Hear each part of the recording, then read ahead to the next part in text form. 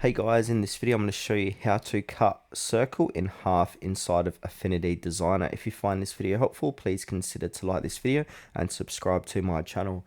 In saying that, let's just jump straight into the video.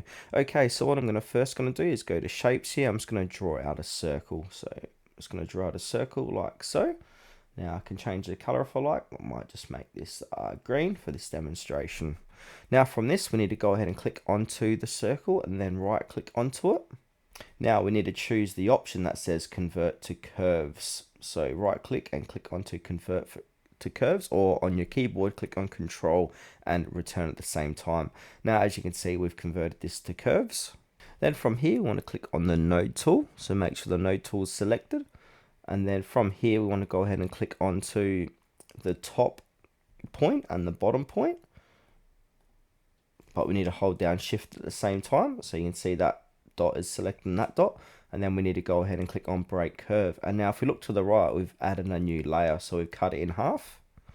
Then from here, go ahead and click onto the move tool, and now we can select what part of the curve to move, so we can break it away like that. So yeah, it's fairly easy how to cut a circle in half in Affinity Designer.